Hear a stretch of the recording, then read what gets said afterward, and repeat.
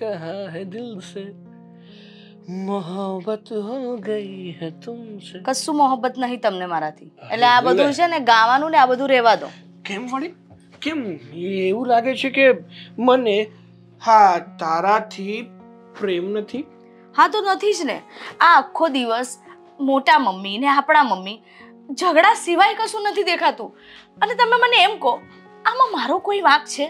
હું ક્યારેય એ લોકો સાથે ઊંચા અવાજે વાત કરી છે? તારો વાંક નથી મારો વાંક.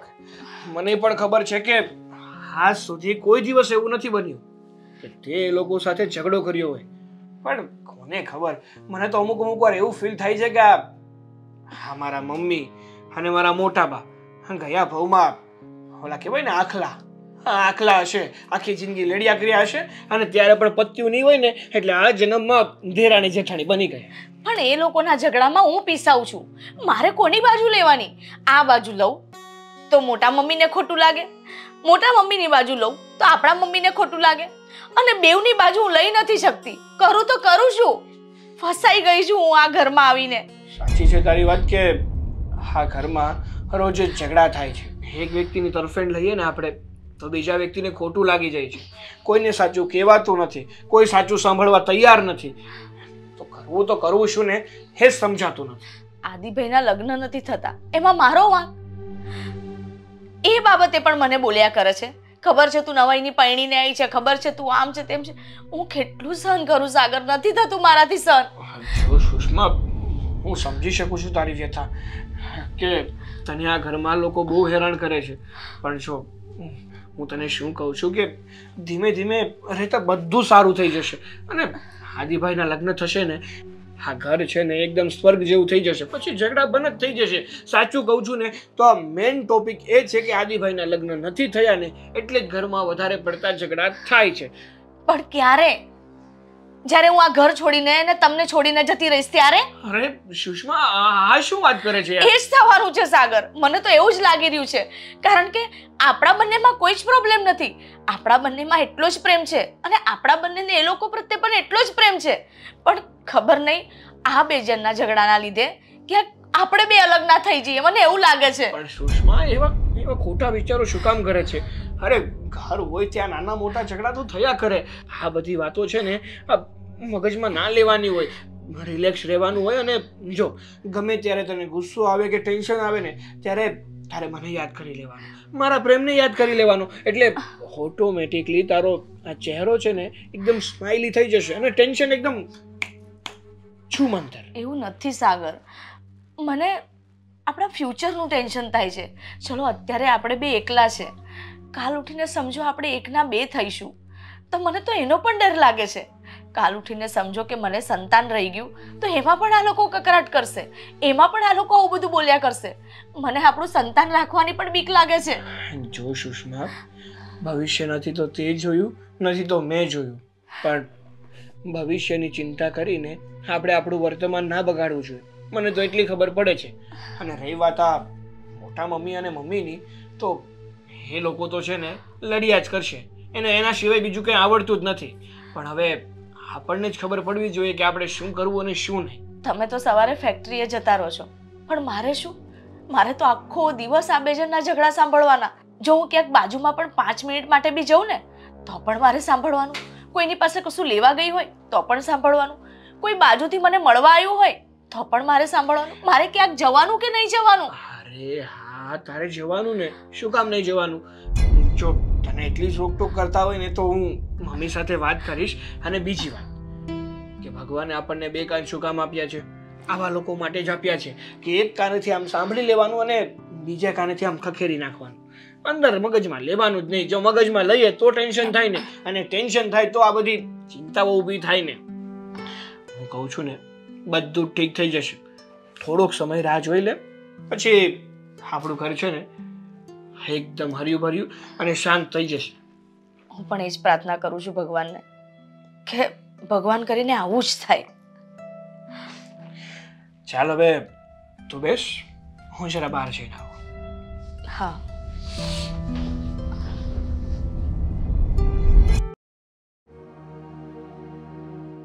આ ઘરની અંદર બે જણીઓ છે પણ મહારાણીઓ ફોન પર વાતો કરશે પણ એમ નહીં કે કામ કરવા લાગીએ. જીભડા ચાલે છે, હાથ ચલાવવામાં તકલીફ પડે છે. મમ્મી, હા બોલ ને બેટા. હા તમારી સાથે થોડી વાત કરવી હતી. જો અત્યારે કામ કરી લઉં, 5 મિનિટ પછી વાત કરું. તમારો સ્વભાવ જ એવો છે, શું કામ ઘરમાં ઝઘડાઓ કરો છો? શું સ્વભાવ? હા, અને મેં શું કર્યું? તું પણ વાતમાં મને ટોક કરે છે. બોલ શું છે? હા, જ્યારે જુઓ ત્યારે તમે ઝઘડો જ કરો છો. કોઈ દિવસ શાંતિથી કે પ્રેમથી કાકી સાથે કે ઘરમાં કોઈ સાથે વાત કરી છે? ઓ બેટા, તને ખબર નથી હો, આ તારી કાકી દેખાય એટલી બટાકડી આખા ગામમાં જઈને તારા નામનો પ્રચાર કરે છે. મારા દીકરાને તો કેવી સરસ વહુ મળી ગઈ, પણ મારા જેઠાણીને છોકરાને તો કોઈ છોકરી આપતું જ નથી, એને તો પરણવું જ નથી. જાણે નહીં તું 50 વર્ષનો ઢાંઢો થઈ ગયો હોય ને તને મેં વાંઢો રાખ્યો હોય એવી વાત કરે નાલાયક. વાત તો કરે જ ને. હા, ભલે મારે ઉંમર 50 વર્ષ ના થઈ ગઈ હોય, પણ આ તો સ્વાભાવિક છે ને કે કુટુંબ પરિવાર ગમે ત્યારે ભેગું થયું હોય. હા, તમારું તો ઊભું જ હોય અને તમે કોઈ દિવસ કોઈ સાથે ભળ્યા નથી. હંમેશા ગમે એને તમે ખીજાઈ લ્યો છો, બાંધી લ્યો છો, ઝઘડો કરી લ્યો છો. અરે બેટા, તું તારા કાકીની બાજુ બોલે છે, મારી બાજુ બોલવાની જગ્યાએ હંમેશા તારા કાકીએ ઊંધું જ કર્યું છે અને તું મારી તરફેણ નથી લેતો ને તારા કાકીની તરફેણ લે. શું આ ગામમાં જઈને ભવાડા કરવાના? આપણા ઘરની વાતો લોકોને કહેવાની હોય?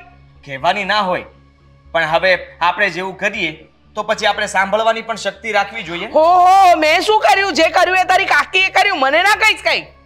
તમે ઘરમાં ઝઘડાઓ કરો તો એ બહાર જઈને વાત તો કરવાના જ છે ને. વાહ, મારા લગ્ન નથી થયા તો એ સાચું જ છે ને, ખોટું ક્યાં છે? હા તો નથી થયા, સારી વહુ લાવી છે. મારે એના જેવી વહુ નથી લાવી ખર્ચાળ. વાતમાં ખર્ચા સિવાય બીજું કોઈ કામ જ નથી. અરે મારી વહુ તો છે ને આમ લાખોમાં એક હશે.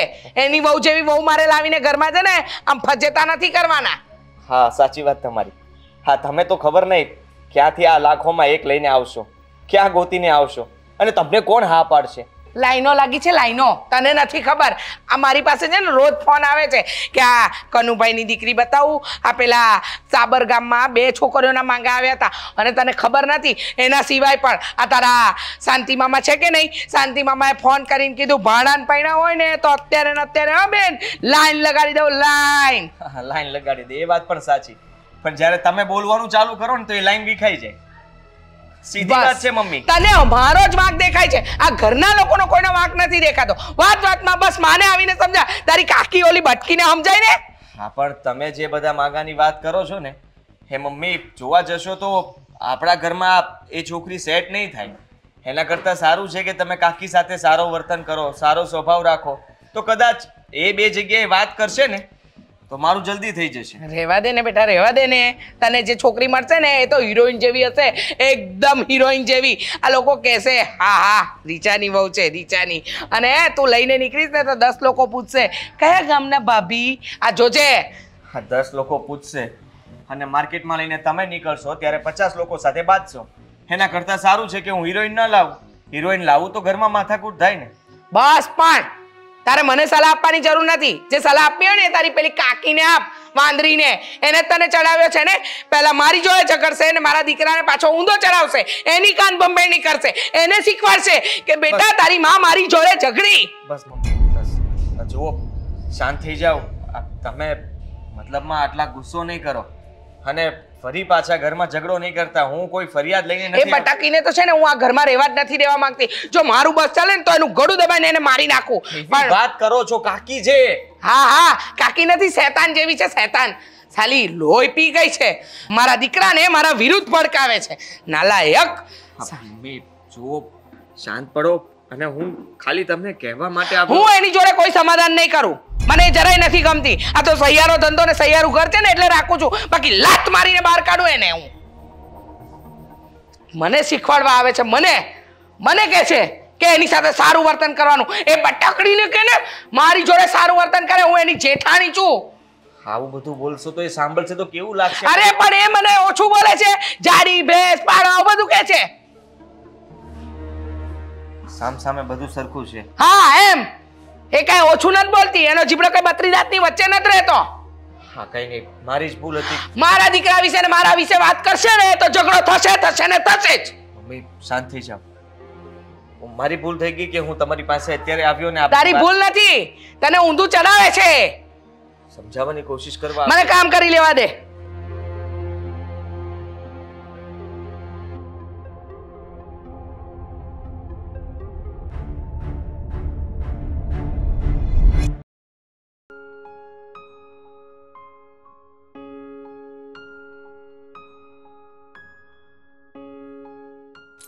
સાગર, હા તમારું પર્સ તો લેતા જાઓ. અરે થેન્ક યુ યાર. હા ભૂલવાની છે ને મને આદત જશે ને એટલે જશે જ નહીં. મને ના ભૂલી જતા ક્યાંક. શું અને ભૂલી જાઉં? હા તો વસ્તુઓ છે અને તું તો મારો જીવ છે, તને ભૂલી શકું કોઈ દિવસ? અને સાચું કહું ને તો હા જ્યારથી તું આવી છો ને ઘરમાં ત્યારથી જ ભૂલવાની આદતો વધી ગઈ છે મારી. એટલે આ બધું તમે મારા લીધે ભૂલો છો? તને જ એટલી યાદ કરું છું કે બીજું કઈ યાદ જ નથી આવતું. જુઠ્ઠા. હા ભાઈ તમે તારું મંગળસૂત્ર ક્યાં ગયું? અરે પેલી ડોલ લેવા જતી હતી ને તો ડોલમાં ભરાઈ ગયું અને તૂટી ગયું. એ મેં અંદર મૂક્યું છે ને રિપેર કરાવવું પડશે. ના હવે એને રિપેર કરાવવાની કોઈ જરૂર નથી. આમ પણ તું ઘણા સમયથી કહેતી હતી ને કે સાગર મારા માટે એક મંગળસૂત્ર લઈ આપો ને નવું, ને હે આમ પણ જૂનું થઈ ગયું હતું તો વિચારું છું કે તારા માટે એવું સેમ જ, કારણ કે તને એની ડિઝાઇન બહુ ગમે છે ને એ માટે એવું સેમ જ મંગળસૂત્ર તારા માટે બનાવી દઈશ. બોલ. બનાવી આપશો એનો તો વાંધો નથી, પણ આપણા મમ્મી તો કશું નહીં બોલે, પણ મોટા મમ્મી કંઈક બોલ્યા ને પાછો ઘરમાં ઝઘડો કરશે. ના ના મારે નથી જોઈતું, રહેવા દો જેમ છે એમ. અરે હા કેવી વાતો કરે છે તું? હું જે પણ કંઈ કરું છું એ મારી વાઈફ માટે કરું છું, અને જો હું એટલું બધું કમાઉં છું અને મહેનત કરું છું એ કોના માટે? મારા પરિવાર માટે અને મારી પત્ની માટે ને. તો પછી એની માટે કંઈ લઈ આપું એ ખોટું તો ના જ કહેવાય? ના કહેવાય, પણ જે વસ્તુથી ઘરમાં ઝઘડા થતા હોય ને એવી વસ્તુ મને જોઈતી જ નથી. જો એ લોકોને તો છે ને ખાલી ટોપિક જોઈએ છે, અને કંઈ ટોપિક નહીં હોય ને તો નવો ટોપિક ઊભો કરશે અને ઝઘડશે. એ ઝઘડવાના છે એટલે ઝઘડવાના જ છે, એની ચિંતા ના કર. હું તને મંગળસૂત્ર કરાવી આપવાનો છું. ને ભાઈ તો તું મને કહેતી હતી જો ને કે તારા પિયરમાં કંઈક પ્રસંગ છે અને તારે ત્યાં જવાનું છે. મારે નહીં, આપણા બધાને જ બોલાવ્યા છે, પણ મોટા મમ્મીએ તો ચોખ્ખી ઘસીને મને ના પાડી દીધી. અને મમ્મી એમ કહે છે કે તું ને સાગર જતા આવજો, એટલે તમારે પણ આવવાનું જ છે. સારું, મારાથી આવી શકાશે ને તો ચોક્કસથી આવીશ, પણ તું તારા પિયરમાં જવાની છે, આવો મોટો પ્રસંગ છે, અને હા બુદ્ધિ ડોગ લઈને જઈશ. અરે સેટ છે ને, સેટ પહેરી લઈશું. સેટ ભલે હોય, પત્નીની પહેલી પસંદ એનું મંગળસૂત્ર હોય છે, તો મંગળસૂત્ર પણ ગળામાં રહેવું બહુ જરૂરી છે ને. નહીં તો તારા મમ્મી છે ને હું ઓળખું છું ને સારી રીતે, તારી ધૂળ કાઢી નાખશે કે કેમ મંગળસૂત્ર પહેર્યું નથી, ક્યાં ગયું મંગળસૂત્ર. અને જો ભૂલે ચૂકે પણ તે કહી દીધું ને કે મારું મંગળસૂત્ર તૂટી ગયું છે તો તારી ખેર જ નહીં. એટલે કહું છું કે ચિંતા ના કર, આ ઘરના લોકો તો નકરે એવા જ હતા ને નકરે એવા જ છે, એ લોકોને હું સંભાળી લઈશ, પણ તારા માટે મંગળસૂત્ર બનાવીશ એટલે બનાવીશ. ઓકે સારું, હવે જાઓ ને તો મોડું થઈ જશે. સાચું કહું ને તો તારી સાથે વાતો કરવાની મજા જ એટલી આવે છે ને કે ગમે ત્યારે તારી સાથે વાતો કરતો હોય ને તો એવું થાય છે કે તારી સાથે વાતો કર્યા જ કરું ને આ સમય ક્યાં વીતી જાય છે ને એની ખબર નથી રહેતી. તો પછી છે ને એની માટે છે ને એક દિવસની આખો દિવસ રજા પાડવાની, કાં તો સાંજે વહેલા આવવાનું રાખવાનું. જો હા હું ઓફિસે તો કઈ જતો નથી, કોઈની હેઠે કામ કરતો નથી, આપણી જ ફેક્ટરી છે, આપણું જ કામ છે, અને જો આપણે જ આપણા કામમાં ધ્યાન નહીં દઈએ તો પછી વર્કરો તો કઈ રીતે દેવાના છે? એટલે કહું છું કે આપણા કામમાં આપણે ધ્યાન દેવું પડે, એટલે મારે જવું પડે. બાકી મજાલ છે મારી કે એક મિનિટ પણ મૂકીને તારાથી આખો છો. બસ હવે પાછું ચાલુ કરી દીધું તમે, હવે મોડું નથી થતું. સરસ. હા તમારી પત્નીઓનો આ જ પ્રોબ્લેમ છે, પોતાનો પતિ પોતાની પત્નીઓને પ્રેમ કરે ને તો કે હા ગમે ત્યારે મસ્કા જ મારતા હોય, મને પ્રેમ કરવાનું ખાલી નાટક કરતા હોય, અને જો સારા શબ્દ ના કહીએ અને પ્રેમ ના કરીએ ને તો કહે છે કે મારા તરફ તો કંઈ ધ્યાન જ નથી હોતું, પોતાના કામમાં જ પડ્યા રહ્યો છો. બસ બસ, પણ કેટલું બોલશો હવે જશો કે અહીંયા જ ઊભા રહેશો? હું શું કહું છું કે મારી મીઠાઈ આપી દે ને મને. કઈ પણ તમે જાઓ હવે. અરે ગળ્યું મોટું કરાવવું પડે ને. સીધા સીધા જાઓ છો કે નહીં? એક તો અહીં તમને ખબર તો છે પેલી જો ગીતા ઊભી છે ત્યાં, ઊભી ઊભી જોવે છે. ગીતા ભલે ને ઊભી જાઓ સીધા સીધા. હું મારી પત્નીને બાય. જબરી છે હા ભાઈ. ચલો ભાઈ, આપણી ભલે આપણું ફેક્ટરી ભલે. એ રામ.